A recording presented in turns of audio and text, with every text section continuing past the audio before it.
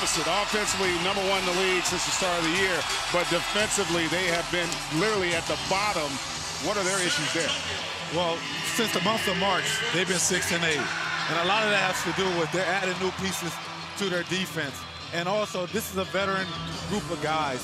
They're looking forward to when the playoffs are going to start. Just hopefully they can go into the playoffs on a good note. Well, kind of picking off where they left off with the month of March on that first one. And points in the paint, another huge concern for this Cavs team is Dedmon with the finish there. Yeah, 2 nice passes lead to a dunk. Your defense has got to be a little bit better than that. Kyrie comes off that elbow pick and roll, able to get to his sweet spot, and that's something that Pop talked about. That's kind of the shot they want to settle for with Kyrie, is to live at that mid-range. Absolutely. They want to try to run. Tony Parker's going to try to run him off the three-point line, and hopefully the big can contest him enough where it kind of changes his jump shot. Good job defensively there. Thompson able to contest Leonard on his mid-range. LeBron into the front court.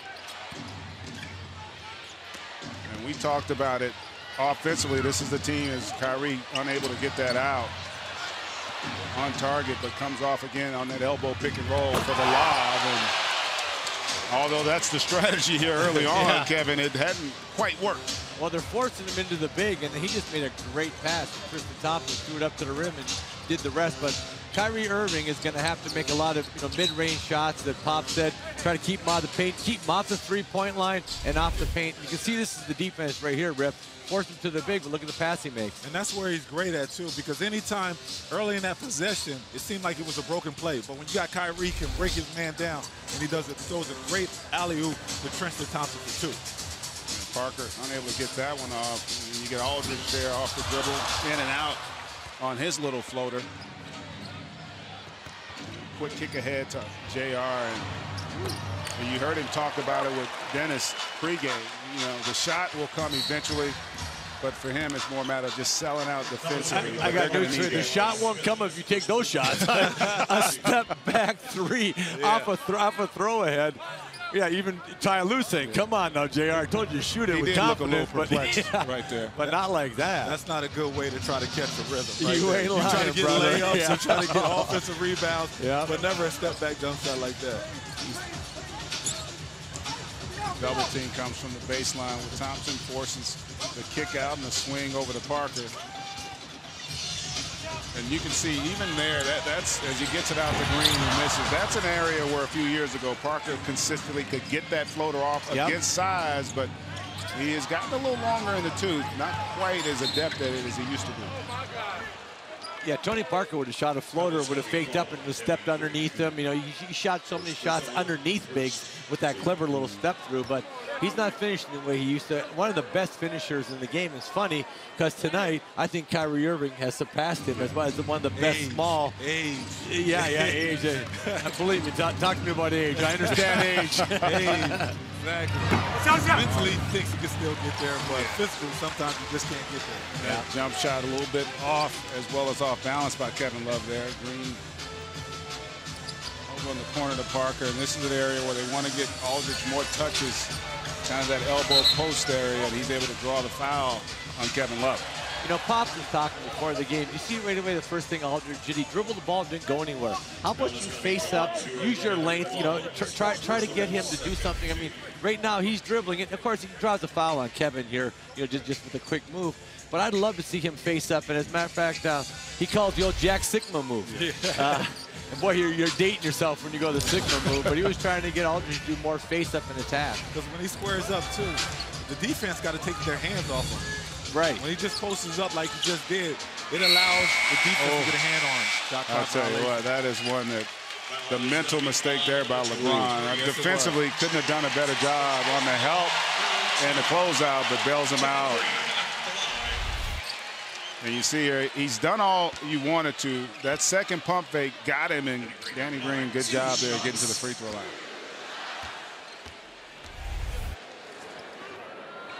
Watch enhanced live coverage of tonight's game with TNT Overtime. Visit NBA.com or download the NBA app to start streaming. Yeah, LeBron can't burn falls on Danny Not Green. at He's all. going to have his hands full with Kawhi Leonard. He's the only guy that can really guard him with size and strength on the Cleveland team. And know, you got to save those fouls for that fourth quarter when you're lined up mano a mano on Kawhi. Because last time they matched up, you got to remember, LeBron got an early foul when they put LeBron on Kawhi in the first matchup early in the season. So for him to pick up a foul early in the game, a lot of times from an offensive player, it takes away your aggressiveness just because you don't want to get a charge on the offensive end. But great pass by LeBron. Yeah, good job there. Starts with Kevin Love with the recognition on the double team. The weak side cross court, put the Spurs in rotation, and a great read by LeBron to get it back to Love. Guys, have you ever seen a guy improve his ability to shoot the basketball any more than Kawhi Leonard has over the course of his career? How about to make tough shots? I mean, that's a tough drive, hard drive right, step back, jump shot, and nothing but bottom. His offensive game's improved so much. It's unbelievable. Especially when you're not drafted as being a scorer. Yeah. When he came into this league, he came in as a defender. He wasn't drafted to be a 26-game point scorer. And that's what he's giving the Spurs right now. Parker gets a switch out and get a mismatch with Kawhi down low. And that's another area as he gets Aldridge over the corner. He can't knock it down, but a good look there by Leonard cross court. And Kyrie, just a little too much on that. LeBron's able to draw that foul on Dedmon. And you can see, and Pop talked about this with Dedmon, he's a great rim protector, has a little bit more of an issue in the pick and roll, especially with a guy as dynamic as Kyrie Irving. Players Only on TNT is brought to you by the 2017 Optima from Kia, official vehicle of the NBA, and by American Express, the official credit card of the NBA. LeBron converts. You know, one thing to watch tonight, too, is can Cleveland clean up their defensive glass a little bit better? Love's getting back, which is going to help them a great, but that's bothered them a lot in the last 2 months also. They haven't been able to defensive rebound the ball, giving up way too many second shot points, and you see LeBron miss a free throw. He needed to shoot a little harder shot there with that triple. Couldn't get that one to fall, and good hustle by Aldridge. And Kevin, a lot of that has to do with not having Bogut this year. Yeah. Because Ty Lue was looking forward to him being that other guy that can dominate the glass and get rebounds for them so they can get out in transition and get easy baskets. Dedmon there picks up his second going after that offensive rebound. And you see Pop, 21 years. And Kevin, you were talking about this, the amount of years where they've won at least 50. Wow. That is just remarkable. 20 consecutive seasons of being able to do that. And what's amazing is the different ways, right? The defensive-oriented groups early on. Then he was one of the first guys that went to the pace and space. And now he's kind of found a balance here. Defensively, one of the top 5 in the league, and also offensively very efficient. As you see the Spurs doing right now, they're actually coming off JR. He's a guy that he's only been playing about a month total of basketball. We forget that he missed all the preseason. Great shot by Paul Gasol. But he missed early in the season, went out with another injury, and now it's going to take time for him to get his rhythm back. Yeah, and here's another example, though. Kawhi as a playmaker. Pau Gasol has extended his range, much like his brother Mark in Memphis, shooting the 3-ball far more here in San Antonio. And there's those long arms of Kawhi Leonard playing the passing lane. Able to convert there. Beautiful defensive effort by Kawhi Leonard. Well, early on here, the Spurs 3-point lead, and it's been about their defense, the deflection, the steal, getting out in transition. And Parker, we've seen this a time or two in his career. Spurs by 3.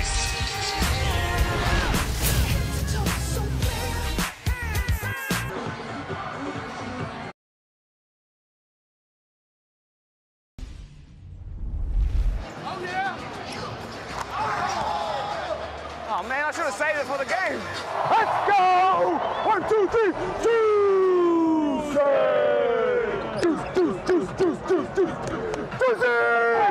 How do we game, sir? How do we game, sir? How do we game, sir?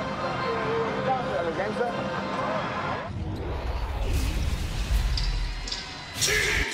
welcome back. I tell you, that gives you perspective in terms of the camaraderie of this Spurs team and how much fun they have as a group.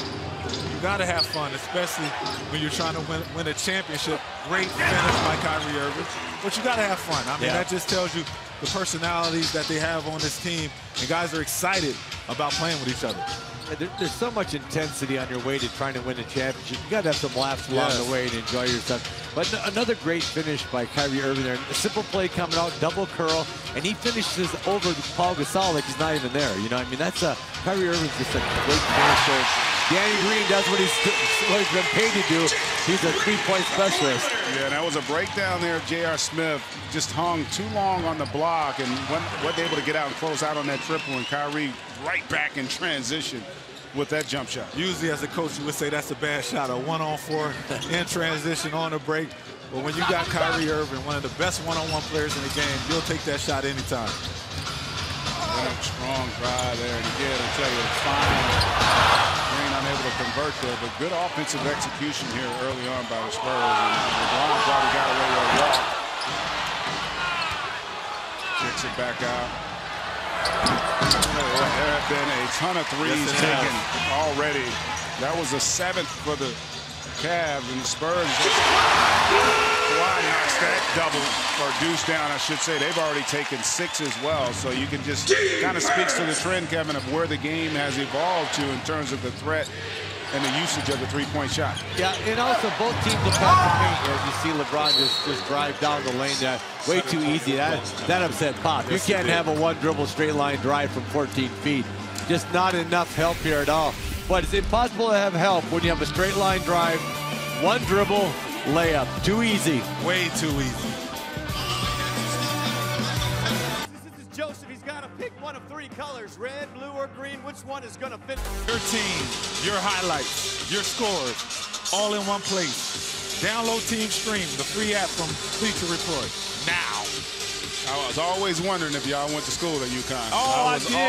Absolutely. I got to acknowledge, y'all got a strong academic institution. I went to class a lot, maybe not a lot. Unlike maybe Minnesota. I agree with that. I went to class a lot. Yeah. Not all the time, a lot. Yeah. Sometimes you got to go to class. Sometimes, sometimes you got to stay eligible. That's a good point. That's the first time there where they've had success on that elbow pick and roll defensively, the Spurs. Ginobili's checked in, Patty Mills to go along with the Saul subs in the game, Richard Jefferson for the Cavs, and also Channing Frye coming in to replace Kevin Love. You know, sometimes Kawhi's got to be more selfish. He's got to shoot that shot. He's a smaller guy. I mean, Richard Jefferson had him in the post. Just rise up and shoot that little right-hand jump hook. That's one of his best shots. When he came in the league, that was one of the few shots he could make with that right-hand jump hook. Do you think, though, he's already got 3 assists in his first quarter. Is he taking a page out of LeBron's book where he's trying to get other guys in the rhythm knowing that he can go on the attack mode any point over the course of the game? Yeah, but there again, there are times you got to be selfish. You got to shoot 5-footers. I mean, you're not going to get like LeBron will shoot this. Wow, great defense right there. Was impressive because it was a great move. LeBron was able to gather and explode, and still Kawhi able to come up with the rejection. That's as good a defensive play as you will ever see. Yes. Great shot by Manu, but that's something you rarely don't see, especially when it comes from LeBron James, because he's so great. When he gets in the paint, he's able to use his body and use his shoulders to get you off balance. But Kawhi Leonard's arms are so long, he can get back into play. LeBron unable to knock that 3 down, and Patty almost scored for the other team with the deflection as he comes into the front court off a staggered double pick there, and Aldridge. Not his comfort zone, a guy who would prefer to be able to catch him and just pop. And LeBron knocks over Manu, and the home crowd not feeling good about it. You know, Manu's saying to himself, man, I just gave up my body to get in front of that tank, and I don't get rewarded. But I tell you what, LeBron already had one. He left 3 sets. They didn't come here to watch me. They came here to watch LeBron James play. Stop letting him go. You're absolutely right, Kevin.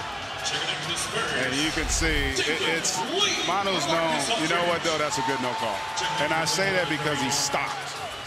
Now, yeah, there's a little contact, but he didn't run through him. And I think a lot of times that's what the officials are looking for if you run through a guy. Kevin, your thoughts? That's a foul. I mean, I'm glad they didn't call it. I want to see LeBron James play too.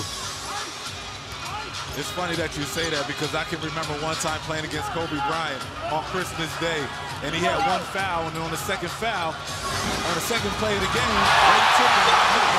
Well, on the second play, he fouled me again. And I remember going to the referee and saying, hey, are you going to give him the second foul? And Kobe said, hey, man, they'll never give me 2 fouls early in the game, especially on Christmas. Especially on Christmas. Yeah, nice find there by Jefferson. We've all done it. I look at the referee and say, you think they came here to watch you or me? Yes, yes, you're right. I tell you, Pop is livid right now, giving up that rim run for Tristan Thompson there. Early on, though, Spurs in control as they lead by 5. And you can see your photo on the video board later tonight.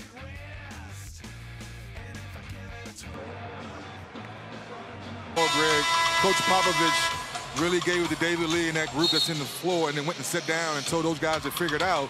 And now with LeBron James off the floor, let's see if D. Will can get into the rhythm with Kyrie and see if they can finish up this quarter strong. Thanks a lot, bud. And you know, and you heard Tyronn Lue talk about this, guys, in the meeting. He felt like Pop would match Kawhi's minutes with LeBron. So as LeBron comes out, he makes the substitution to get Kawhi out of the game as well. Patty Mills unabated to the basket there. Spurs increasing that lead to 7. And this is what I like from Cleveland also, Kevin, is that when you bring Darren Williams in the game, you put Kyrie off the ball and allows him to go into Uncle Drew mode. Yeah. And Uncle Drew mode is say, put your head down, get to the basket, make a play, and try to get my team some points. Rises up over Patty Mills was able to, you saw they loaded to Kyrie. Basically, they bring that weak side big over and just set him on the strong side block as a deterrent, and they forced the miss there. They're going to go down and get a mismatch with the side. So good job coming over by Tristan Thompson to alter that shot. He came out of nowhere on that possession. Cavs the other way. This is what I want to see. Can Darren set up some players and kind of get his offensive game going, not for himself, but for his teammates in the second unit? A little early on that one. One problem is they got real late in the shot clock with this second unit. Jefferson wastes one there to beat the clock, and Ginobili with the rebound. And you can see they have trouble scoring when the ball's not in Kyrie or LeBron's hands because guys are really just standing still and waiting for somebody to actually make a play for them. Yeah. That's what their comfort zone is, and that's how they're used to playing. Turnover there. Danny Green there with the defense against Kyrie, and it'll allow San Antonio to work it down here. A 3-second difference between shot and game clock. Giving the ball to Manu. I saw this a lot when he was younger. This is how they finish games. Go make a play, Manu. And I seen it a lot in Detroit. I bet you did. Especially in this building during the finals. How good is he at the end of games during all those San Antonio Spurs championship runs? Well, he's great, you know, and what makes him great is he's a great free throw shooter. Yeah. So he's great at getting to the basket, using his body, and he wants the ball and wants to make big shots. And when you got a guard that can make plays for your teammates and also make free throws, especially late in the game, you want to give him the ball because he's going to make the right play down the stretch. He's going to come and get the ball here in a minute. Manu with watch off his top. Ooh, nice pass play. Wow. That's an example of passing up the good to take the great there. And Powell knocks down that triple. And in the first quarter, you see here a 10-point lead for the Spurs. Our score, 28-18. Now we send it to KG and Ludacris in Area 21, where the action is fast and furious.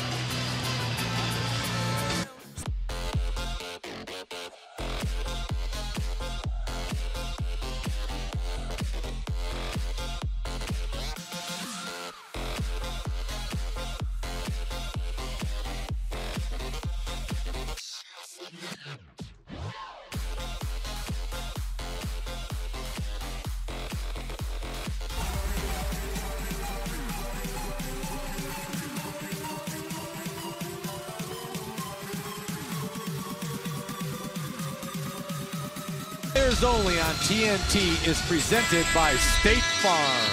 And you're going to see right now, this play right there, out-of-bounds play, is for Manu Ginobili right here. Now watch how San Antonio plays basketball, doesn't run the play. Go ahead now.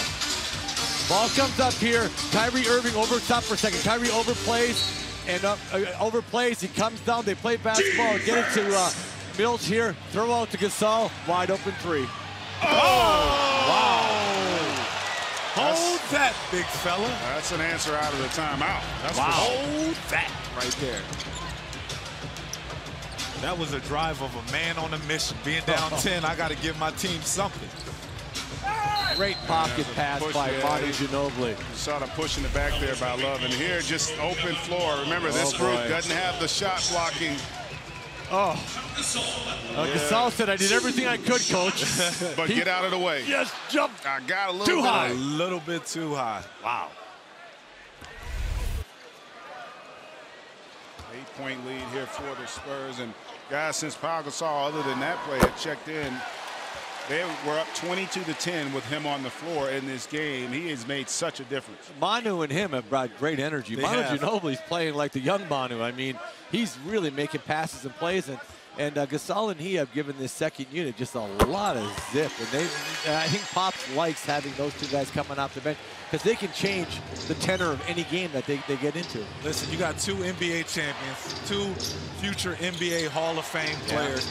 Guys that understand each other, played against each other numerous times, and they got great feel for the game. So, with bringing Paul off the bench, it gives him the opportunity to be the man. By Jefferson can't convert, but Kevin Love there on the offensive glass. Yeah, when Kevin gets his legs back, now give him another chance out at Cleveland to get more offensive rebounds. And Kevin's a heck of an offensive rebounder. You see Manu coming out. Ooh. All right, Monty, you had to go in there for a while, brother, but he's got slow down. Slow the roll, baby. That charge took a lot out of him right there. Hey, guys, let's keep an eye on this lineup right now with LeBron James at the 4, the cross match, and you have D. Will wrestling with David Lee. So let's see how this quarter unfolds with the second lineup. And that's one thing, because of the injuries and new acquisitions, Cleveland's had a multitude of different lineups. And Tyronn Lue's trying to get a feel for who has a good feel for one another, good chemistry out there. You talked about it with Manu and also Pau Gasol with that second unit and the spark it's given them. That's something that the Cavs are trying to find with their group. And again, the second unit, I'd like to see Darren Williams make more. Put LeBron off the ball, let him catch and drive, and let him play off the ball a little bit more and see if Darren can kind of get his playmaking game going. Well, what happens is still Darren with LeBron and Kyrie, they're so used to all having the ball in their hand and making plays. So a lot of times when you got a guy like Darren Williams out there, he can get lost a little bit just on simply being out there and not having the ball in his hands. Great ball movement there. August is where he's comfortable at being able to catch and just shoot it in rhythm. Knocks down that 15-footer. Nice pass by Patty Mills. Attack the paint, just threw it out to a wide open Aldridge. Good ball movement back at you there for the Cavs, unable to convert another offensive rebound. No reset on the shot clock there, though, for the Cavs. And you're going to get a loose ball on Derek Williams.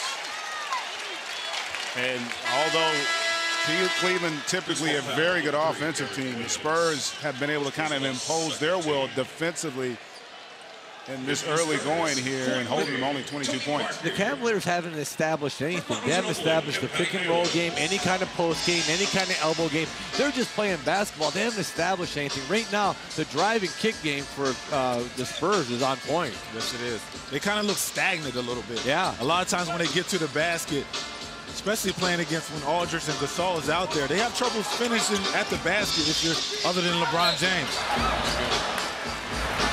Foul there against Darren Williams. And also, Cavs only 1 of 11 from three-point range. This is for one of the best three-point shooting teams in the league.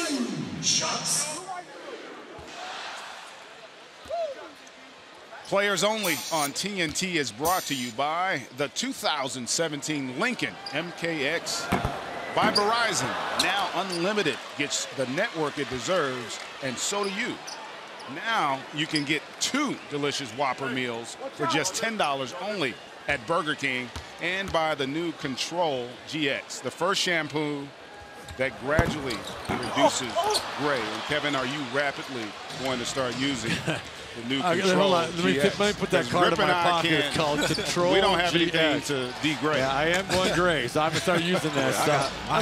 I'm keeping that card with me. My hair is jet black. I don't believe in all that. You just don't have any. I was going to ask you what hair. Oh, man, just on my chin. Oh, okay. My mustache. I got to groom that now. Nice cut there by Kevin Love, able to convert. 8-point lead. Kawhi just gets all the way to the rim. And with this small lineup, in essence, for the Cavs, they don't have the same presence in the paint defensively. And that's what Richard Jefferson was telling his teammates. Somebody got to come over and help him right there, because Richard Jefferson is a good on-ball defender, but Kawhi is a better offensive player right now. And he kind of got by him, and he was kind of looking for the help. And he looked at LeBron and a couple guys on the team and said, hey, somebody got to be there, because when Kawhi is attacking like that, he's going to need help. Kawhi just got a shoulder past him and just kept going. You know, Richard Jefferson, maybe younger days, might have been able to catch up, but Kawhi Leonard is just too clever of an offensive player to be guarded by any one guy.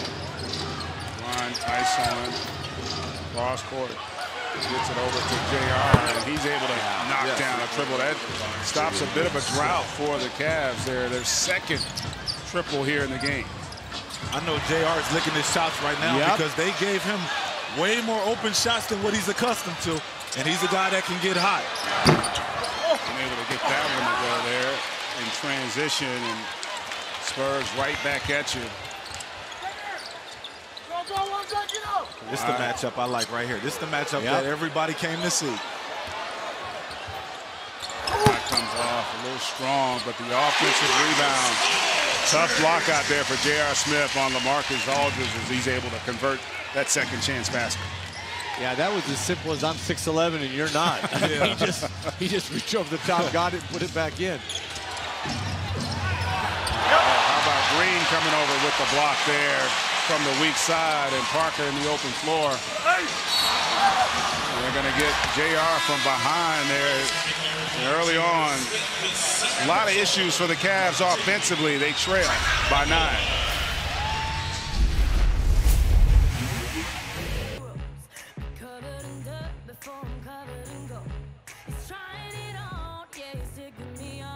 Schedule for NBA nationally. A full slate of games across the NBA networks. Tomorrow night on NBA TV, Warriors at Rockets, and then the Wizards taking on the Lakers. Wednesday on ESPN, we have the Warriors at Spurs. And Sunday on ABC, the Celtics visit New York to take on the Knicks, and the Jazz at the Spurs. For more on these games, please log in to NBA.com or visit the NBA app. Greg, we have 2 good games. We got this game tonight. Tomorrow night, we're going to watch being NBA fan night. Fan night, Tuesday night, fan night. Watch the Rockets and Golden State Warriors. That'll be fun. It's going to be another great game right there. I'm excited to watch that game also. Great out of timeout play. Yes. And, you know, that's about the 3rd or 4th time they've run that almost like a flex cut, and it's a read off of that wing, and they're getting a great find by Love on the high post. And you can see the weak side defense for the Spurs just not able to rotate quick enough because of their concern for the 3 on the weak side. I always thought that Cleveland could use Love more in the elbow as a passer. He is a great passer. He's got a great feel for the game. It's a little step-up back pick by J.R. Smith. And if you make a mistake there, it's 3 for J.R. The mistake they made was layup for LeBron. It's a great little play coming out of timeout. If I was JR, I would always try to set a screen on LeBron James' man, because most likely it's always going to be 2 guys going to LeBron. I had that luxury of playing with Michael Jordan. I used to always go set a screen on his man, and he used to get mad at me because he said, Rip, I know why you're doing that, because that's the way that you're going to get open.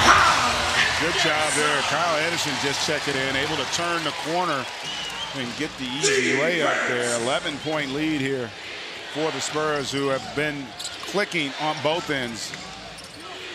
Yeah, I'm really not impressed at all with the Cavaliers' small lineups defense. I just see JR missing them, but they're on the defensive end, man. It's just a sieve. I mean, it's a parade to the basket by San Antonio. There's no energy. Where's the parade? He missed it. Yes, but he got right where he wanted to get to in the paint. And the part of the issue with the small lineup for the Cavs, you know if you beat your man, you're basically going to be able to get to the rim unabated as LeBron with the tape can't get that to fall, but it looks like it's going to stay here with the Cavs. And if you look at this graphic here, and we've been talking about it defensively or lack thereof when you look at the Cavs giving up almost basically 110 points a game and almost 50 points in the paint to go along with the 13 fast break points. And Kevin, it's going to be hard to beat anybody if you're going to continue to play that way. And the question is, do they count the basket? Yes, they will off that. Really another good out-of-bounds play by Ty Lue. It's got LeBron coming down on a pick, really about a free throw line pick. Gets it and just goes in and flushes it. But another nice pass by Kevin Love. But getting back to their defense, you know, man, if you got a small group out there, which they had, your energy level has got to pick up. If you're Cleveland, they don't look like they're really focused on stopping people right now, Rick. Yeah, they got to get in the passing lanes. You got to get steals. Yes. You got to bring energy to the team, especially when you go to your second unit. You got to be better. You got to bring something different than your starters, and they haven't done it yet.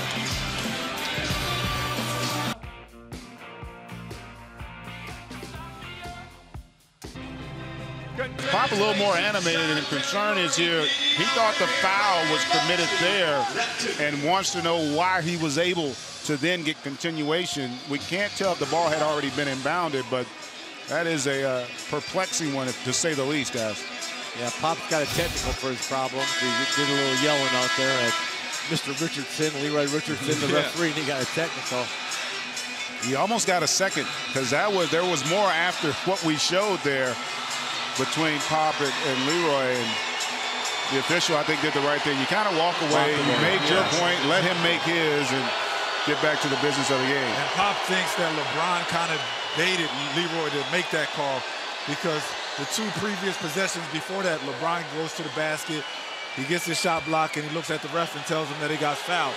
So when he does that, a lot of times Leroy is going to look to see and give him the benefit of the doubt on the next play down the floor. What would Rasheed Wallace say right now when he... The ball don't lie. Okay, I thought to make sure. The ball don't lie at all.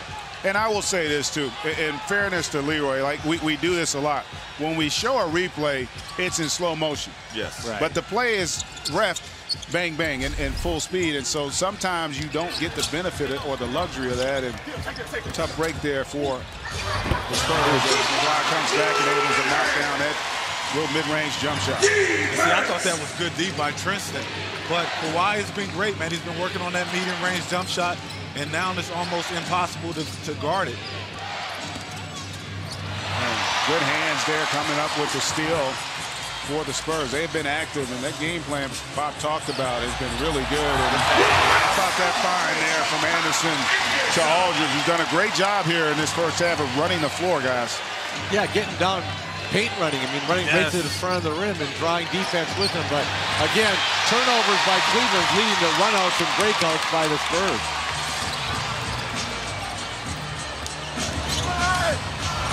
Nice find there. I tell you what, Kyle Anderson's given them some solid minutes, not typically in the rotation, but he has answered the call here in this first half. The activity on both ends. Anderson gets it down to Aldridge for the finish. Biggest lead of the game.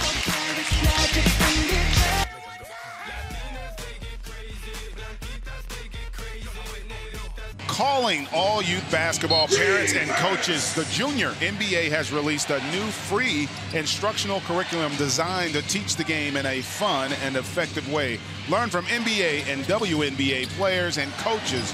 Explore today at juniornba.com. 14-point lead as the Spurs are on a 6-0 run here midway through this second quarter, and they're able to come up with another defensive stop there. And a lot of that has to do with GA is the Spurs bench. They have outscored Cleveland's bench 21-0. Great move by Aldridge, but 21-0, like Kevin, I mean, they ain't got nothing out of their bench right now. No, nothing at all. Right now, like I said, we talked about it at the timeout. Look, they're sleepwalking on defense. I mean, they've got to get some energy going. Well, part of the problem, too, guys, let's face it, their offense has been their best defense. Yes. And tonight, the Spurs have not allowed that to be the case. And Richard Jefferson unable to get that one off. Wow. Another terrific defensive possession. And this is maybe a time, if you're the Cavs, where you think about trying to play through Kevin Love a little bit more. Yeah.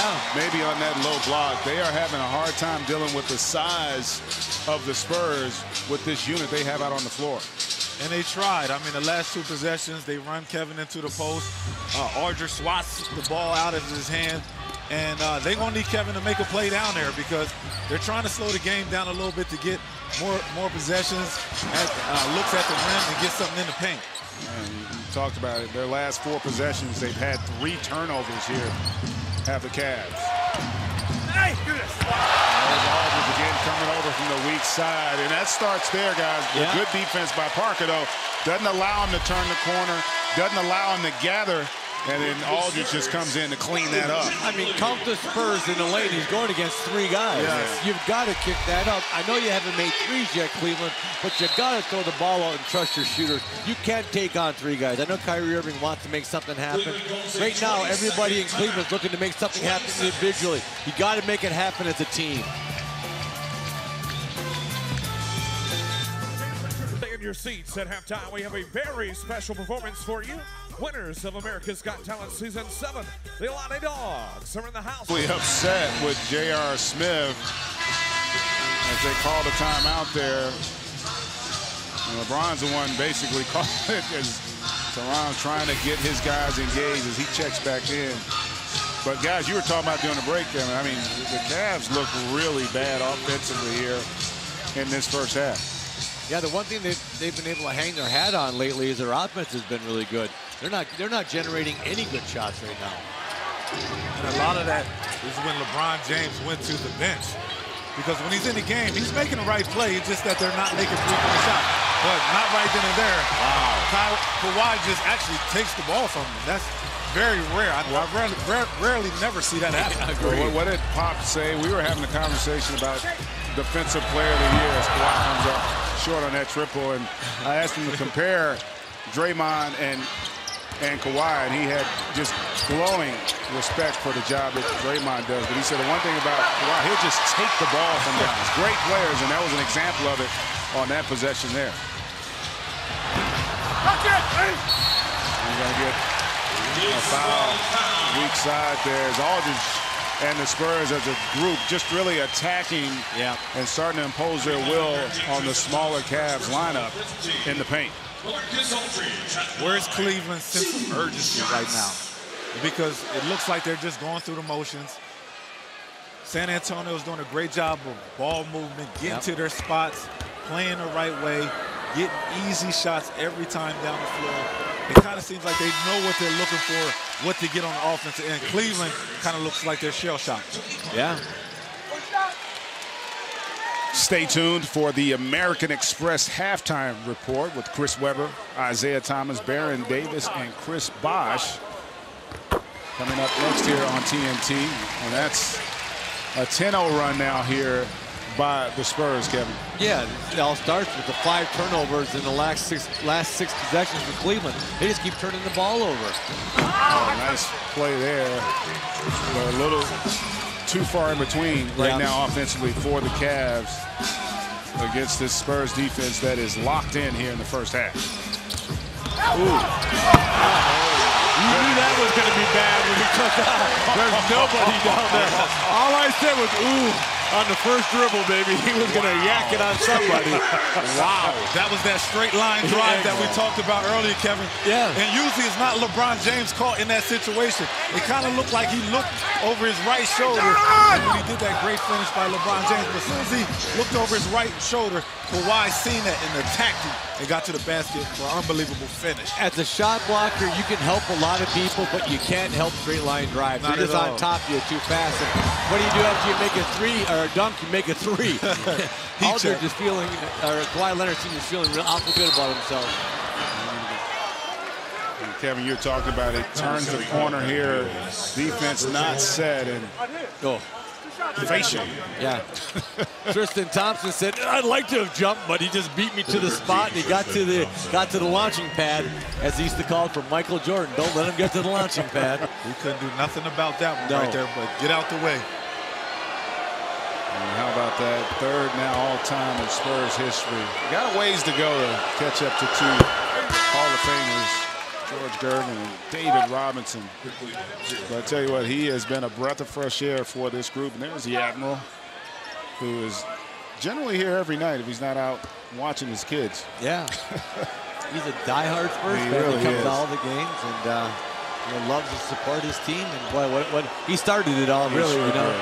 he got him here. Then they brought in Timmy Duncan the year that Robinson got hurt, and they won a championship next year under Timmy's rookie year. And it's been history. And they weren't done with one, right? No, they were not. They decided to get 4 more. How great was that for Tim Duncan to get an opportunity to learn under the Admiral? Man, that's just an awesome feeling when you got another great big that's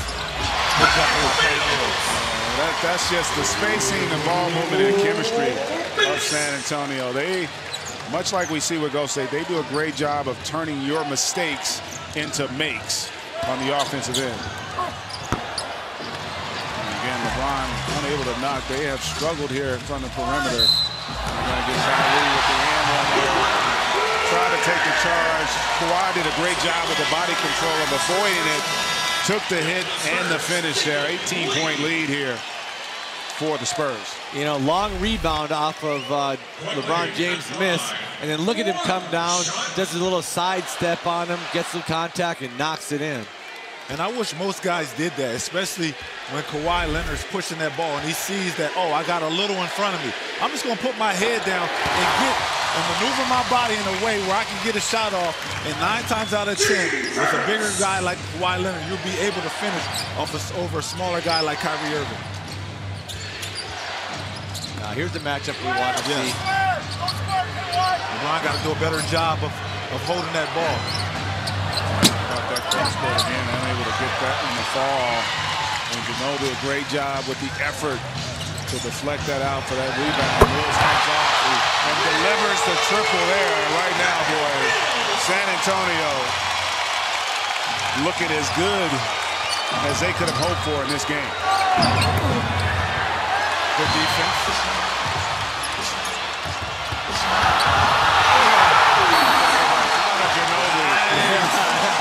I'll tell you what, even though he's about 57 years old, he is still running the floor.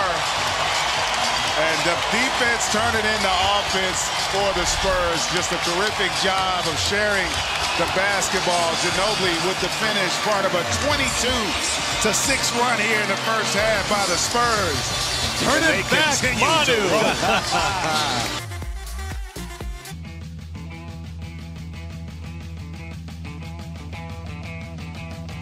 Time for records and milestones presented by Jim Beam.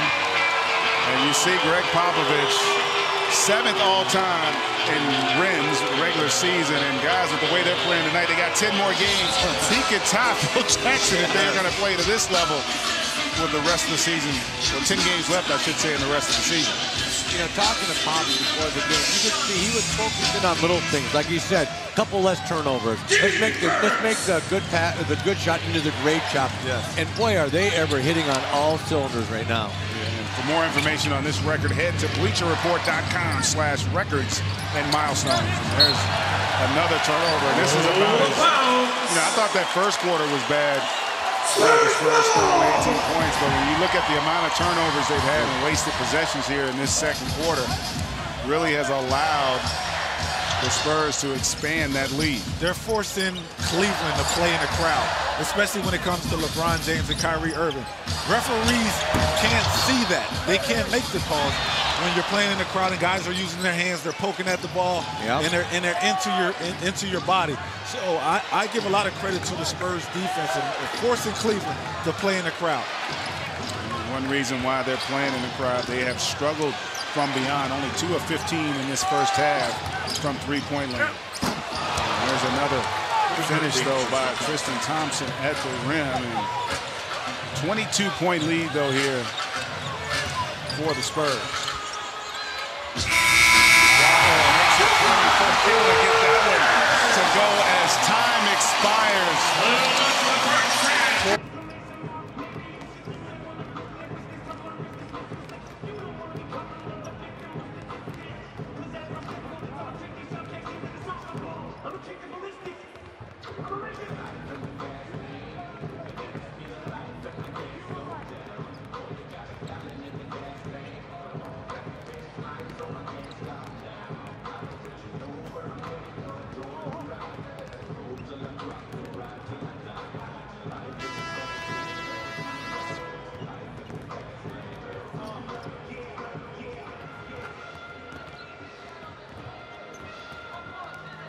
Take a look at the video board for highlights from the first half.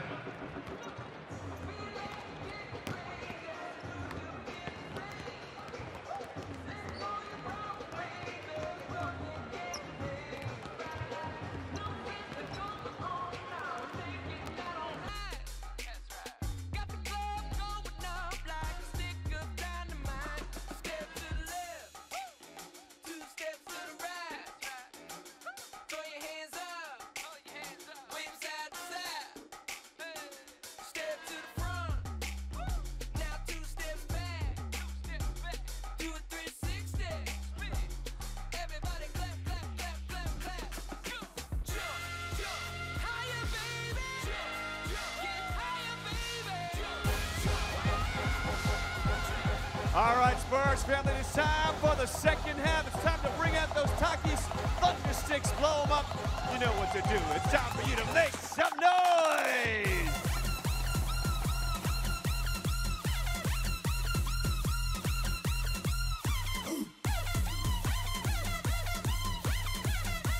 Come back, 24-point lead here in the first half for the Spurs. Greg Anthony here with Hall of Famer Kevin McHale and Rip Hamilton. And guys, interesting first half, I guess is one way to put it. Spurs looking like a championship contender. Cavs looking like anything but. Yeah, Spurs like they're coming out with a mission. I'm wondering what Cleveland's doing. I can't figure out what they're doing. They're playing very poorly on both sides of the ball. And if you look at their bench, I mean, Cleveland's bench, I mean, all year long, LeBron's been saying, hey, I need more playmakers. But this team right now look like they're very lackadaisical tonight. They're not getting to the 50-50 balls. San Antonio's done a great job of getting their hands in past the lanes and doing all the little stuff. And Pop talked about it early in the coaches' meeting, that we just need to sharpen up on all the little stuff, and they're doing a great job of that tonight. And that was the hardest working presented by Old Spice here as we get into the start of this third quarter. And important for the Cavs to get off to a good start, and that's a good way to do it, Kevin. Yeah, 5 weak passes. side with the attack, off the good ball movement, and able to get the uncontested layup. Yeah, 5 passes. Yes. That's the first time I've seen 5 passes out of a Cleveland offense all night long. It's all been one pass, quick hitters, one-on-one. And when they do that, they get a layup. So I don't understand why they don't continue to do the same thing. Kyrie gets a reset there. To give LeBron a bite on the pump fake. Danny Green here. Then defensively there, much better job by the Cavs. And now it's time for the Lincoln's Players Corner. And moments ago, Dennis Scott caught up with Pau Gasol. Pau came off the bench tonight, ready to focus, and really got that second unit going. Yeah, I think we all were pretty focused on tonight's effort so far. I think first half we did what we were supposed to do: move the ball, play with aggressiveness and selfishness. Rebounding the ball pretty well, taking care of the ball, so making them pay for they're overcommitting on defense. So right now we're in good pace. We've got 24 minutes to play. You've been a starter pretty much your whole career, but now you're coming off the bench, knocking down big three-point shots. I just try to adjust to the circumstances now and I came here to make this team better, and that's what I'm trying to do. Appreciate you. Thank you. Thanks, Dennis. And, guys, he's definitely made them better. And interesting that off the bench, he has made the team far more productive. Maybe individually not so much so, but the team has definitely performed much better with him as a support player. Well, what it does is it takes a lot of pressure off Manu Ginobili. Good putback by the big fella. But it takes a lot of pressure off of Manu Ginobili, especially in that second unit. When you got Gasol out there, he's a guy that you can go to. Yeah. You can put the ball in his hand. He can force a double team, and he's a great passer. So anytime you give him the ball, you're comfortable with that as a coach because you know he's going to make the right play every time he catches the ball. Love unable to knock down that triple. 24-point lead here, and Dedmon, oh boy, he had a chance here at the layup, finds it out gets it out, I should say, to Danny Green, and the Cavs will take it the other way. They continue to have their struggles from the three-point line. And remember, this is a team that shoots right at 39% on the season. They have been nowhere near that here in this matchup. Intensity-wise, it seems like Cleveland has picked it up some. Yeah. They're really getting into the passing lanes. Great steal by Loveball, but a little turnover. Green got the ball back. And the question is resetting the shot clock. 24-second, yeah. But it seems like Cleveland, especially, I don't know what Coach Tyronn Lue said at halftime. I don't know if LeBron got into some of the guys in the locker room, but it just seems like they're coming out playing with a higher level of intensity. Well, I would think you wouldn't have to say much. You're talking about a team that's a defending world champ, been to the finals the last 2 seasons, and anything is short of getting back there this year is going to be considered a disappointment. So we all sitting here talking at halftime expected them to come out with a lot better energy. You see Thompson unable to get that finish there, but he will go to the line. And guys, only one basket here early on for the Spurs, and the defensive intensity you talked about, Rip, has definitely shown itself here to start the third for the Cavs. Cleveland's way more tied in, and we talked about the first possession, 5 or 6 passes to get a layup. LeBron comes down, takes a 3 in transition, no pass shot. You got to move the ball. Their defense is better. They have more intensity. But at a certain point, you got to involve everybody in the offensive end, and the only way you come back is the group. No one guy is going to carry this thing back from this. They're down 23 right now. But you got to see Cleveland's got to get a little fire. And you said, what did Tyronn Lue say? I bet you couldn't repeat anything he said right now on the air. Because I would have lost my mind if I was coaching this team without a beeper. Yeah, without a beeper, I'd have beat the heck out of him. KG. I talk like KG. I talk to them like KG does on a Tuesday afternoon. Yes. And if you're San Antonio, you want to get back to what made you so good in that first half. And they've gotten a little bit more stagnant here to start this third, ball movement-wise. Wow. Way downtown. They're forcing San Antonio to start their offense way further underneath the far away from the basket than they're accustomed to. And that was a good job of adjustment of the screen, but Kyrie, again, unable to get going, and credit the Spurs defensively, and Greg Popovich kind of seeing what we see here, guys. Not doing the job offensively, and lacking intensity defensively as well. Let's get the week started off right. Cuddle up next to your partner. It's time for the H-E-B Kiss Kneecap. I'm gonna hold you like I'm saying goodbye. Wherever we're staying, I won't take you for granted. 'Cause we'll never know when We're back, and the playoffs are coming. Watch live games wherever you are and on any device to see who makes it in on NBA League Pass. And guys, Western Conference, that race for the 1 seed, getting a little interesting right now. And you can see these two teams are going to match up on Wednesday. And that game's going to go a long way, obviously, in determining who is ultimately going to get that 1 seed. Yeah, Golden State's been playing very well. You can see right now, San Antonio's really found a good rhythm, and it's going to be a great chase down as you see that great hustle by Danny Green, not giving up on the play. That was a great play, and also Kawhi didn't allow LeBron to kind of elevate it the way he wanted to. JR from deep. Boy, he is so strong. Kawhi Leonard, they're going to get a foul there. I think against Tristan Thompson. And you talked about it, Kevin, on Danny Green not giving up on this play. Yeah, just chases him down. LeBron James going in. He doesn't quit. Comes in with a great block. And, you know, normally LeBron's coming down one-on-one on you. You got to roll the trouble with a foul or a basket. There, Green comes from behind and makes a great block. And Kawhi Leonard did a great job of knowing that and not fouling LeBron. Because usually a guy will actually foul him just so he wouldn't give up a layup. Kawhi Leonard. Well, I tell you, it just seems like his confidence and belief continues to grow. He's playing like the MVP tonight, especially when you're playing against a guy like LeBron James. He's doing great finish by LeBron on the backdoor alley-oop. But he's really taking this challenge personally. Kawhi is doing it on both ends of the floor, and he's doing a great job of that. And even though the Spurs have had some struggles here offensively, they have stayed pretty connected defensively to maintain that lead they built in that first half. Good job defensively there, and James for the foul. We talked about they had a switch defensively here, and Tony Parker kind of at the mercy there on that alley-oop. Well, Kevin Love kind of figured that out. You know, knowing that you got a guy like Tony Parker guarding LeBron. When LeBron made that hard cut to the baseline, he knew if I just throw it up there, more likely or none, LeBron to go get it. Yeah. And Tony Parker has no chance of actually getting up that high to contest LeBron James. Big stretch here for Cleveland with LeBron on the floor. Kyle's checked in.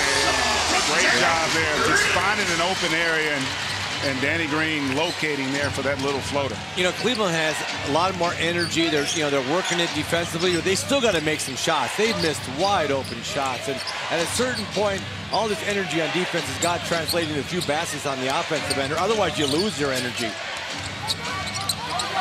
Switch there, and Kevin Love gets the double team, but Parker unable to maintain, gets the foul there. And to your point, Kevin, when you do expend that kind of energy defensively and don't get rewarded with anything on the offensive end, that can also be demoralizing. Your energy just doesn't stay that high. You start losing it. Danny Green, again, good job defensively. And I remember pregame Pop talking about Danny Green. He does such a good job generally guarding point guards, and he has been on point here tonight defensively. Well, he's long. He's a big guard, and you can move him around. And he's a better on-the-ball defender than he is an off-the-ball defender. With his length right there on Kyrie's jump shot, he's able to contest his shot and be in a good position on the defensive end. When he's playing off the ball, sometimes he kind of gets lost a little bit. But on the ball, he does a great job of throwing that. No call there. Wow, looked like he lost his balance a little bit. Again, another rundown, chase down block there.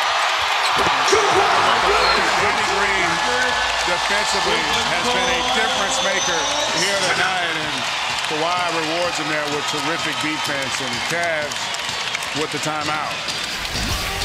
3 blocks for Danny Green, a couple steals, Hill's one that leads to a run out for the Spurs as they are in total control.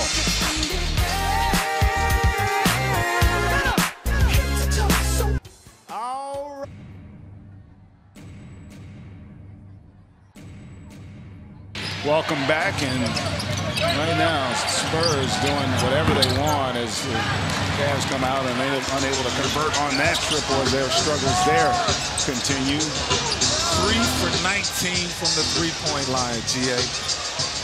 Cavs got to figure out a way to get easier shots.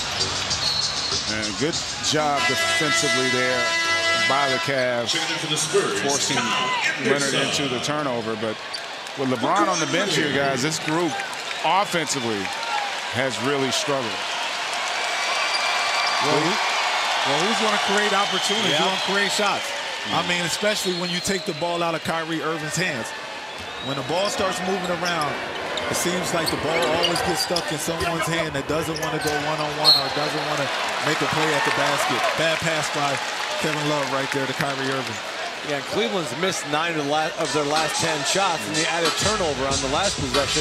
I mean, they are really out of sorts. And I know before the game, there's a lot of talk in the Cleveland locker room just about, well, we just want to be healthy.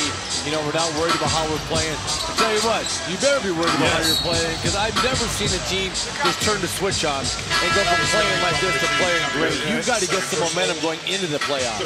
Great question. It's funny. I was going to ask you guys, do you think LeBron comes back in based on what they do over the rest of this third quarter? But he is already back in with 5 minutes to go, Dennis. Yeah, and Kev, this is for you. When you bring in so many new faces, there's not a lot of practice time. How do you get the continuity and chemistry together with only 9 games left before the playoffs start? You know, I just think you've got to use shoot-arounds very, strategically. You got to walk through things. You see, Cleveland is making them play in the crowd now. They're getting more handsy and stuff. But you've got to just spend all your time. Every time you're in the gym, you got to use it, purposefully. Shoot-arounds, practices, even walking through everything. But you got to get guys on the same page mentally. They look like there's a bunch of guys out here that are just, they're just seem like they're splintering. Yes, they're not coming together. The one thing that has been positive here in this third quarter, defensively, they have looked like a better team. But the struggles have been on the offensive end here tonight. And when you add new pieces, especially in the middle of the season, it's tough. I mean, we talked to Pop earlier, and he was talking about how when LaMarcus Aldridge first came to the team, he just wanted to fit in. He had a whole year, but he had guys like Ginobili, Tony Parker, Tim Duncan, and he didn't want to go out there and kind of like outshine them. So it took him time to actually feel comfortable in the offense. This year he feels a lot more comfortable. He feels though that, hey, you know what? He's the guy that he was in Portland, learning Pop's system, knowing what Pop wants from him each and every time, not just in games but also in practice. So it's a major adjustment, especially when you go to a team, especially in the middle of the season.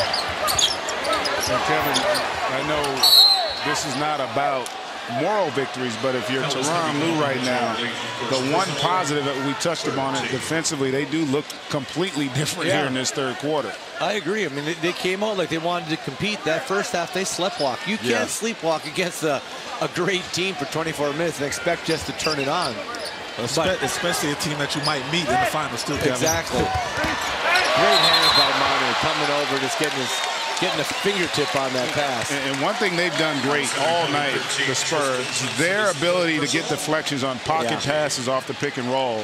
They probably got 6 or 7, and Pop talked about that pregame. He said, that's an area we want to try to take away those rhythm pocket passes, because if they can do that, now it also limits your three-point shooting, because you're not overextending your help to the interior.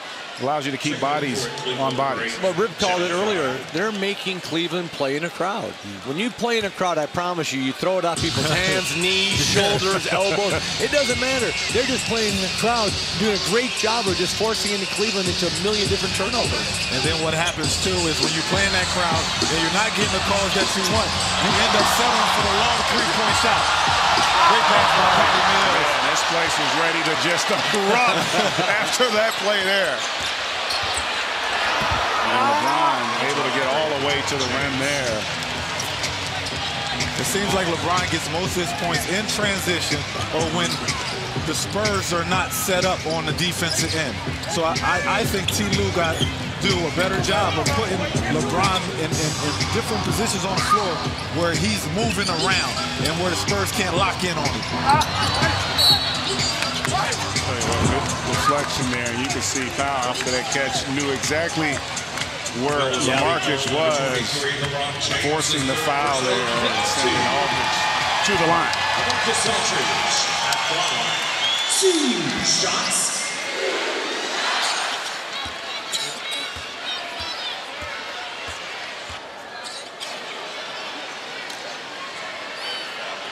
Aldridge converts.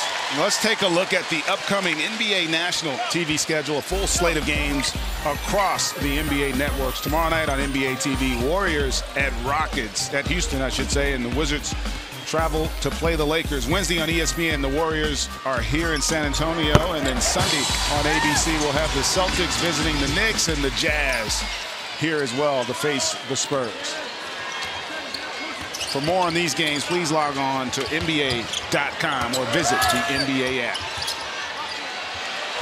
Darren Williams finally gets a good look again. Just, you know, on that play was there, great offense right there. It was, but the pads, there was a hesitation before that ball went over to Darren Williams. And sometimes just that can throw your rhythm off. You're expecting to get it a count early, and the ball wasn't delivered. Saul working on that low block. Nice deflection there.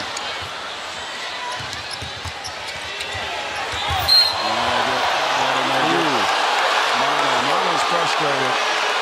That's 2 times he's been run over by that runaway freight train and yet to be rewarded. And you know, the thing about Mama, he's just sacrificing his body here. He can't take too many of them hits right there. Yeah, I tell you. Because them hits right there, when you're young, it don't mean anything, but when you're an old man out there, man, sometimes them hits can put you out 2 to 4 weeks. Great time in there to Channing Frye to get the finish, and still a 25-point game here, but at least some signs defensively of life from the Cavs. And that is actually the first bench points from the Cleveland Cavaliers. 2 minutes and 45 seconds left to go. Again, just too big for Richard Jefferson on that offensive glass. Yeah, San Antonio's gotten pretty much anything they wanted on the offensive end. You know, offensive rebounds, passes, breakouts, just playing tremendous offensive basketball. Another great pass. Finally, a guy knocks down a wide open 3. Yeah, we've been waiting to see that one happen. That's the 8th assist there for James. Cleveland's not going to stop shooting them. They actually shot 19 3-pointers so far, only making 3. Well, it's kind of who they are. Yes. You know, it's such a big part of their game. Jefferson not able to get that one to fall. Gets his own offensive rebound. And James, they're going to get him on the ground there.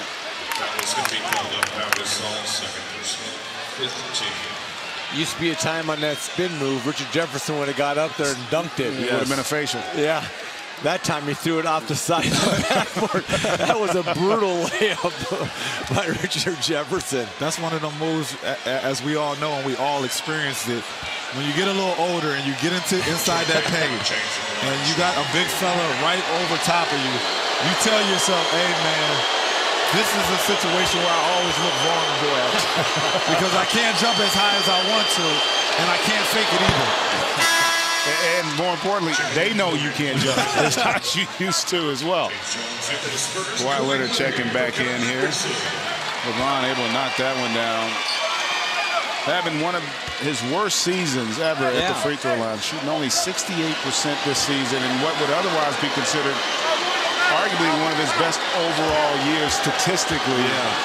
Up around 9 assists and 9 rebounds and 26 points. Yeah, 3 years ago he shot 75%.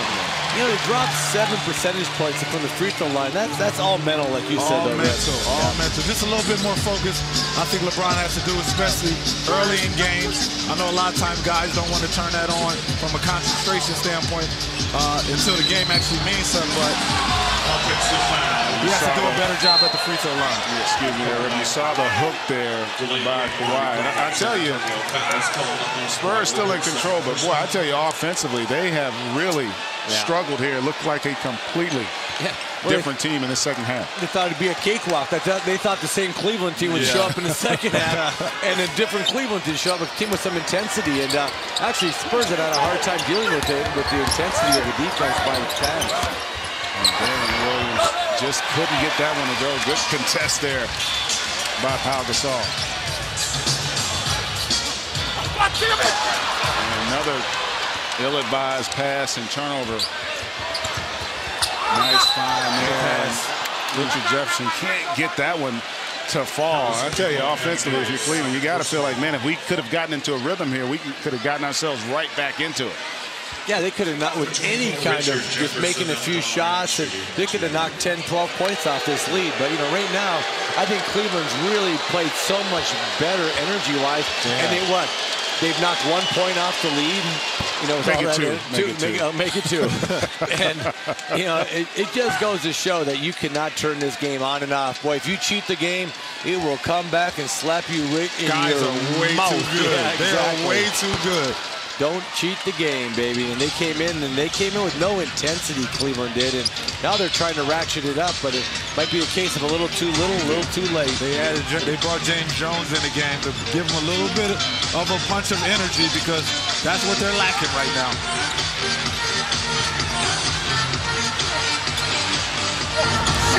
Couldn't get that one to fall. Rebound by James. And San Antonio's kind of basically gone completely away from how they played in the first half. No ball movement. James can't get that one to fall. David Lee with the rebound. I think he might have hit LeBron with a little elbow to the back.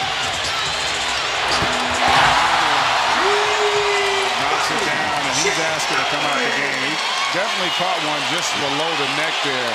David Lee hit him with a shot on that rebound. LeBron was looking for a call, but it hit him right on that upper neck area.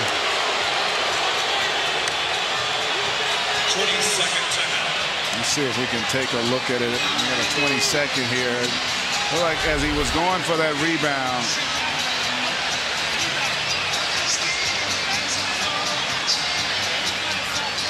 Right there, David Lee caught him. We'll be back shortly here as James remains on the floor for the Cavs.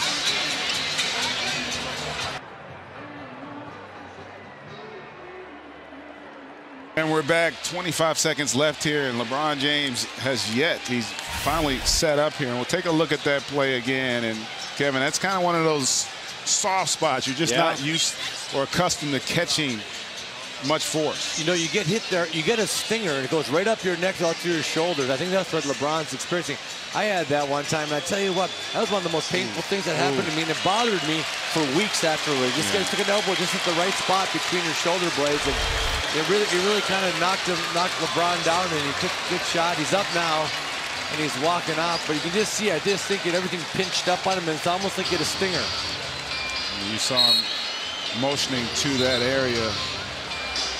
And he caught a little elbow there, and obviously painful. I don't know what's more painful, their performance tonight or that elbow to the back of the neck. But and you know what? You saw who went and helped him up, Kyle Korver. He said, "Don't get hurt. You get me all those open shots. I'm shooting 50% from the three." Yeah, this is why I came here. Exactly. Do not be hurt, please, big fella. Not at all. That's one of them things as a veteran, when you come to a team like that, you see the star guy on the floor. I witnessed that in Chicago, playing with Derrick Rose and coming to a situation where I thought it was the best opportunity for me to win another world championship. And to see Derrick go down, my heart dropped just like the whole city of Chicago. So I know a lot of the veteran guys on the team, like Kyle Korver, saying, man, just get up, man. Patty Mills there with a great steal conversion. Darren Williams tries to step into the three and able to knock that down. They need him to be more aggressive. Two buzzer beaters here in this first half, but it's been all San Antonio. 81-58 here is our score at the end of the third. Now let's send it to KG in Area 21. This copyrighted broadcast of the National Basketball Association may not be retransmitted, reproduced, rebroadcast, or otherwise distributed or used in any form without the express written consent of the NBA.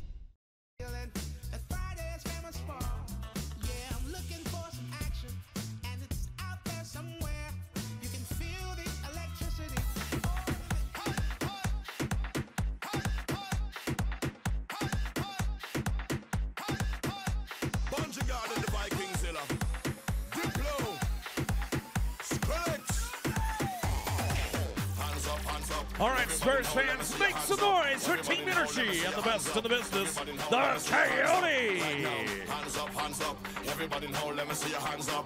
Everybody in hole, let me see your hands up. Everybody in hole, let me see your hands up. Right now, hands up, hands up. Everybody in hole, let me see your hands up. Everybody in hole, let me see your hands up. Everybody in hole, let me see your hands up. Right now, hands up, hands up. Everybody in hole, let me see your hands up. Everybody in hole, let me see your hands up. Everybody in hole, let me see your hands up. Right now, right now, right now, right now, right now, right now, right now, right now, right now, right now, right now, right now, right now, right now, right now, right now, right now, right now. Time to get off of the ground.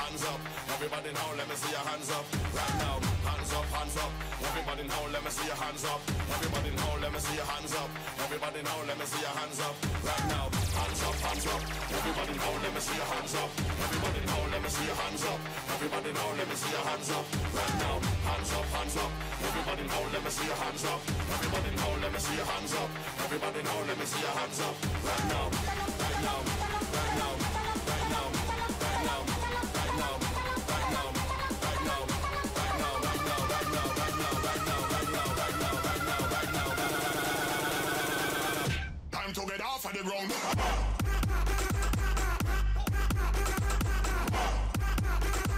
Give it up for Team Energy and Coyote.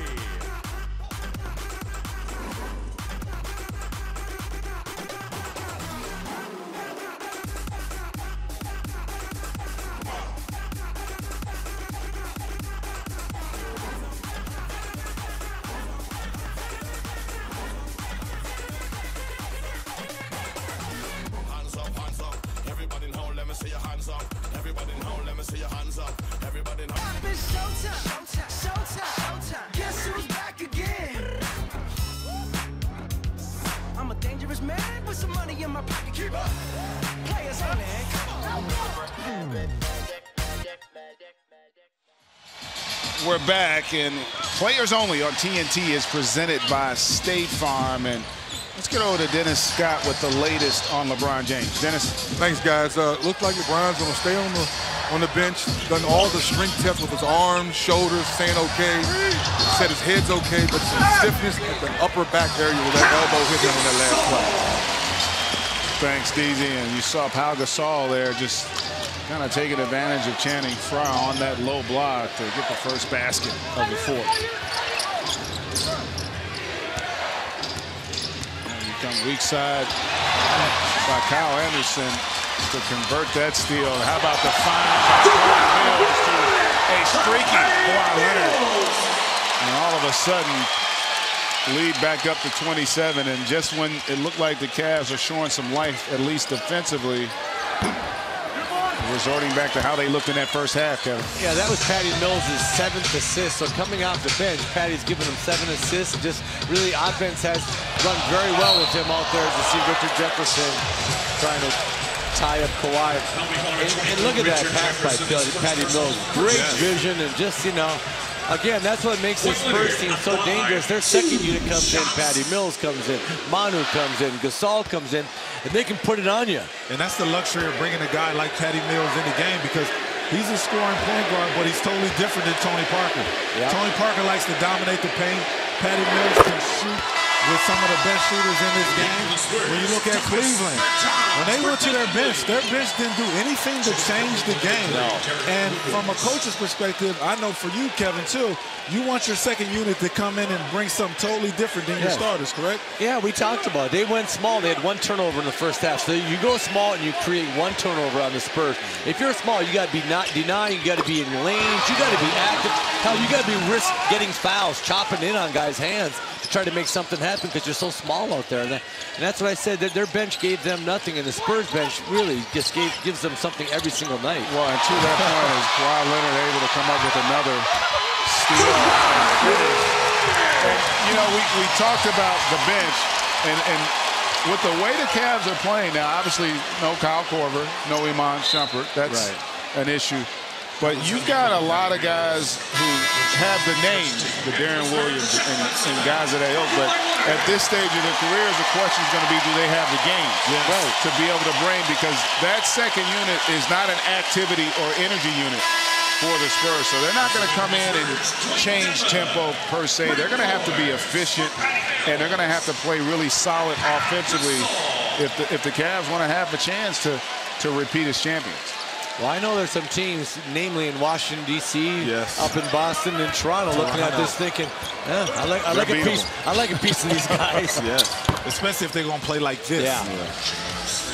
J.R. Smith knocks down that jump shot, and the Spurs have been an efficient juggernaut here. A little struggle in that third quarter, but the one constant defensively they have not let up at all.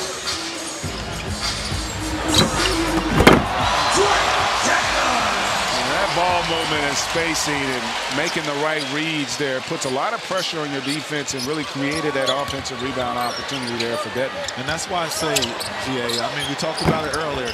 They're going to miss Bogut, man.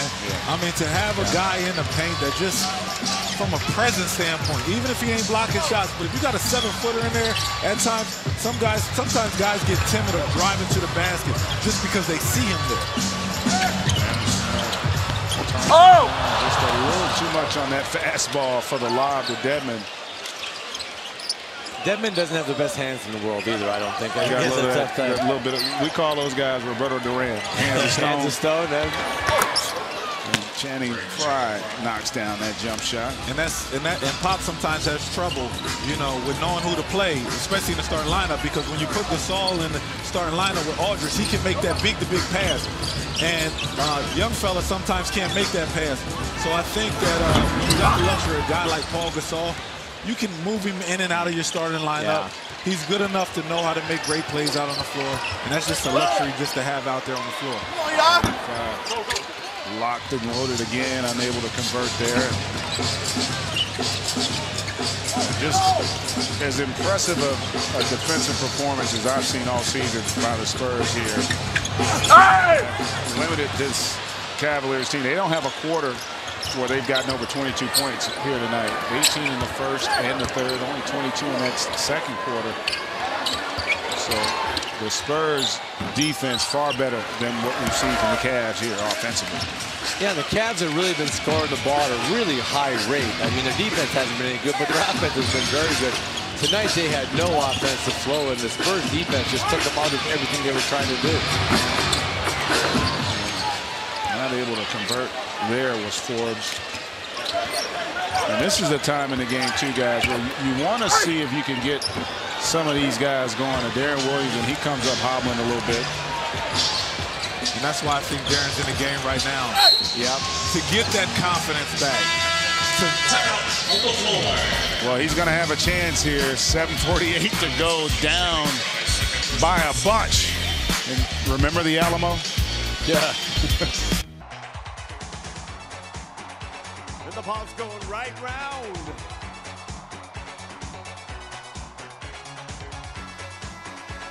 And it's slowing down. Back at moments ago, LeBron James looks like he's going to call it a night and go have that neck looked at. And guys, I guess we could say it's a foregone conclusion that the Spurs are going to win this game. That'll put our good friend Greg Popovich within 9 of moving to tie Phil Jackson. And let's take a look at our weekly edition of Who You Got head coaching style here shortly as Simmons is at the free throw line. The late, great Red Auerbach. I know Kevin loves that right there. Won 938 games in the regular season, 9 NBA championships. Phil Jackson, 1,155 wins, 11 NBA championships. Pat Riley, my former coach, 1,210, 5 NBA championships. And then the great Greg Popovich, moving up that list rapidly. He's got 5 as well. How about those 4 guys have combined to win 30 of the 70 NBA championships? And I'll defer to the Hall of Famer first. Kevin, who you got, as if we don't know? I know. We already know that answer. Let's see if he changes Red it up. Auerbach, my man. There's no doubt about it. Arnold gave the players the ownership of the team. He was a players' coach. He loved, to give it to you, ask you what you wanted to do, put it all on you. And like he always said, when Bill Russell said we're going to do this defensively, he made it work. And he goes, I never overcoached him. I asked him, what do you want to do? And Bill said, bring him in, I'll block every shot. He said, okay, that seemed to work pretty well. I loved Arnold. He's a great person, one of my favorite people. As one of the young guys in the league, I always used to watch Ray, and I was very intrigued to watch him actually bring a cigar into the arena. Oh, yeah. Did they allow him to actually smoke that cigar in the arena, too? Hey, Rip, he lit that up during the games when he was coaching. Yes, like right now. First of all, guys smoked during the games. Yes, they did. I mean, that was kind of the, Yeah, but I'm telling you right now, Red right now would light up his cigar and look down at the other coach as he had that big flame coming off it. Like, what you gonna do about it? It was called the victory cigar. He had a cigar he'd have during the game. Then he'd have the victory cigar. That's what I thought it was, a victory cigar. No, it was one to get to the victory. So the other one was soggy. He did it with the victory cigar. Yeah. Dennis, who do you have? Who you got? Oh, man, it's so many great coaches. I think growing up, I was more Pat Riley with the Lakers, Showtime. And obviously, when he got to New York with you, Greg, y'all was grinding and out playing this tough defense. We were slow time. Yeah, slow time then. But obviously, not being around Kev with the cigar with Red Auerbach. So right now, I'd probably go with the Zen Master. Dennis, what do you think? I thought maybe you would say Brian Hill. Yeah. We had a good run there. We had a great run there, but I don't think we got enough rings like the rest of those guys do. Rip, now who you got? Well, he's got Phil Jackson, Red Auerbach, the easy calls with the most rings. Who you going with? I'm going with my guy Larry Brown. That is not on that list. I didn't see him on the list. Oh, if you combine college and ABA, well, Larry Brown's obviously. I wish we would have had more than coach. 2 years of him in Detroit. Well, not many people did though. I know he was moving all over the place. He's still moving all around the place right now. He was the original one and done. Yes, he was. Yes, he is. Coach don't know how to sit still, man. No, you know what? When the grass was always a little bit greener somewhere else for Larry, but he was a hell of a coach. I can still hear him in my head now. Rip, play the right way. That was his quote right there to everybody. Play the right way. Who you got back here, Greg? You know, it's a tough call. You know what? I'm going to tease. I'm going to save that one. You better say Pat Riley. Object. I got a real interesting approach to this. I'm going to break it down to y'all in a moment. All right. We'll be right back.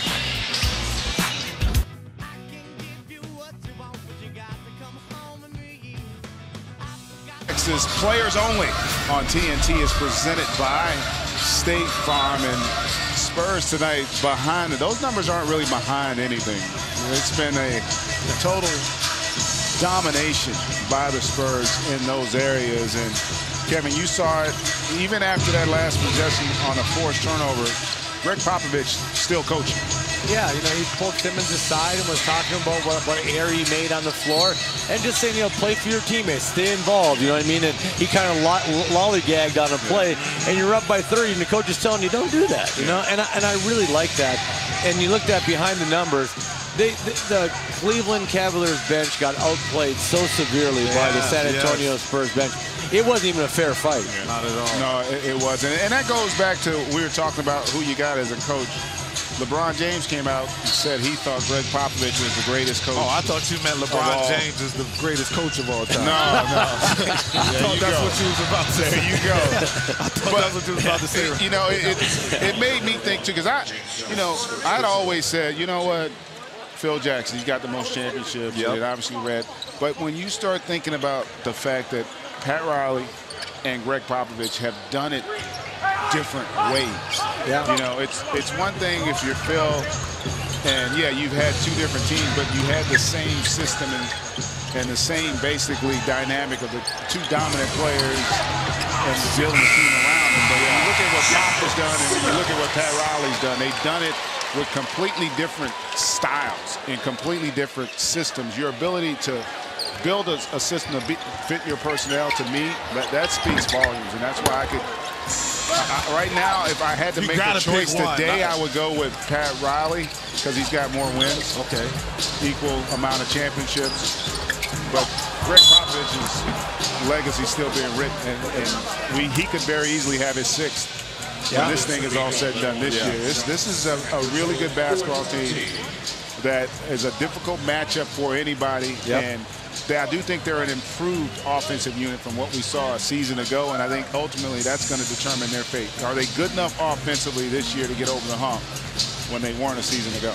Yeah, no, I agree. You know, the big thing for me is when you look at Kevin Durant on Golden State, does he come back healthy and does he play and find a rhythm? Because I don't believe that Golden State could beat this team without Kevin Durant. Now, you put Kevin Durant, a healthy Kevin Durant lineup, and I still like Golden State's chance of coming out of the Western Conference. But I'll tell you right now, you're going to be hard-pressed to get 4 wins against this San Antonio team because they're a tough team. They can play big, they can play small. We talked about it. Their bench can come in and dominate the game. A lot of different ways for them to win basketball games. And after tonight, they should be within 2 games. So that 1 seed yet to be determined. And the funny thing about that, I don't think the 1 matters for home court in terms of the first round. I should say in terms of the conference finals.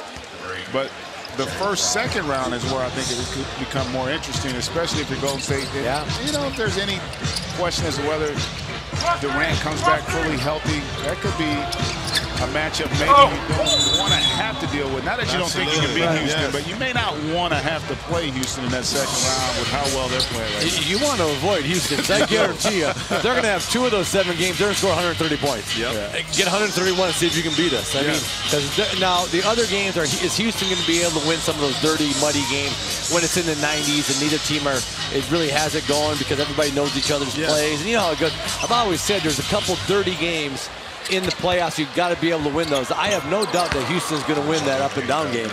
They shoot the 3 ball so well. Harden's playing at a really high level. And yeah, you want to avoid Houston if you can. And especially if you're one of them top 2 seeds, the objective is to try to get out of, to try to win the series. A great finish by the young fella. He's not playing the score. But for any team out there, you want to try to get through the first round and second round as quick as possible because you want to get rest. Everybody's tired during late in the season, and as much time as you can get off your legs, the best you are. Because if you, like T. Lee said, hey, you know, defense is something that we got to be better on. But if we're healthy, I'll take my team against anybody.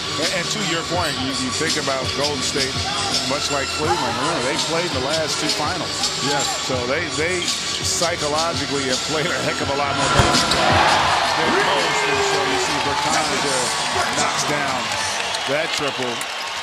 You definitely don't want to be extended necessarily. Plus, when you get extended, that creates more opportunities for things to go wrong, whether it be injury or what have you. And we've seen the last 2 seasons, injuries have played a role in determining potentially who the world champ was.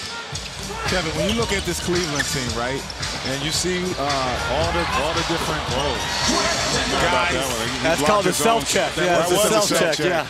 Yeah, when you hit the rubber on the way out. Did you get an offensive rebound for that one? I don't know, but that's terrible. Someone was asking me a question before the self-check, and I know that self-check. We'll see the self-check on Shaq and the Fool. I got a feeling. But Kevin, when you look at this team, Cleveland team, when everybody's healthy, how do you know when to play certain guys? Because when you look at them, they almost got too much talent, especially at the wing position. How do you manage these guys' minutes when they're healthy?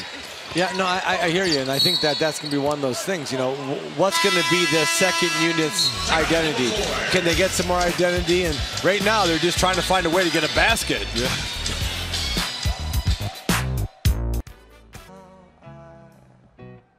Look at the night, and the dawn seems so lonely. We fill it up with only 2. Welcome back, and Players Only on TNT is brought to you by Wagner OEX Brakes, the stopping power you need when your family needs it most. By Samsung Pay, turn your phone into your wallet. And by Universal Pictures, The Fate of the Furious in theaters, April 14th. And by PlayStation, greatness awaits. And guys, Let's take a look at the fast break play of the night, served by Popeyes. And I'm not sure if this was spicy or original. I don't know how you guys take your Popeyes. I'm a spicy guy myself. I'm gonna go spicy. That was spicy. Came off a good defense and a nice pass by Patty Mills. I throw spicy on that one. Yeah, I could go for some Popeyes. And he dunked it with his left hand. The claw, and that was, yeah. You should know the clock. A little bit of a their night up right there. Yeah, exactly. You ain't lying. Out of a timeout. And that sums up the whole game right there for Cleveland. And Kevin, you've been there where, and you wonder if this is happening for Tyronn Lue. Sometimes as a coach, you feel like you don't have any answers. Yeah. You know, and it can, there's probably nothing more frustrating than when you can't help your team get into a better place. Well, you know, sometimes you look at everybody and say, fellas, you got to play harder. Yes. And I think that's where Ty Lue, and then you say a few other things before you say harder, but, you know, you've got to play harder. And that sometimes it just comes down to being that simple. You just have got to go compete harder. You just got to take your man and say, you know, fellas, remember all that stuff we talked about to shoot around? I'm helping you here. I'm helping. Forget that crap. Guard your man. Yes, you know what? We're going to man up, and we're going to knock somebody on their backside, and we're going to play basketball the way it's meant to be played hard. And the problem is for Cleveland, they know that their season relies on, I mean, if they win the championship or not. Like, they know that if they lose this game doesn't really mean anything to them if they don't win the title. So for them, it's like, all right, you know what, yeah, we got our butts kicked tonight, but we know at the end of the day, we got to be playing our best basketball when it counts in the playoffs. Yeah. And Dennis, you got a little update on the LeBron James situation? Yeah, guys, LeBron's back on the training table. They're doing more tests. They haven't given me a clear cut what it's called yet, but we know that the elbow did hit the middle of the upper back area. It's very stiff right now. Well, he is stiff, and the Cavs even stiffer with how they played here tonight. Just a complete domination by the San Antonio Spurs as they move a half game closer to the Warriors for that overall #1 seed. Remember, they're going to meet Wednesday night, so that one will be entertaining, as this one was for the San Antonio Spurs fan base as they wrap this up. 29-point victory. This is the first time that Cleveland has not been in first place since November 8, 2015. Remember now, the Celtics move a half game ahead in that #1 seed in the Eastern Conference, guys. And I think that's Boston is really licking their chops. I think it's more important for them than it is for the Cleveland Cavaliers. All right, let's get over to Dennis Scott, who has caught up with the Claw, Kawhi Leonard. Yes, I'm with the Claw, 25, 6-6. Are you having fun being a go-to guy? Definitely. You know, basketball's fun, and it's just amazing that I was able to get to this point, and I have a coaching staff, guys with me that push me every day. How much fun is it to go out there and compete against a guy like LeBron James and bring out the best of each other? It was very fun. Like I said, you're a little kid. You want to play against the best players. You just want to compete on this high level and with everybody watching. At the free throw line, they're chanting MVP, MVP. How does that make you feel? It just gives you an extra boost into the game, another stride. But, you know, I just try to, you know, not worry about that distraction and just keep playing my game. Appreciate you, bud. Thank you. All right, guys, Kawhi.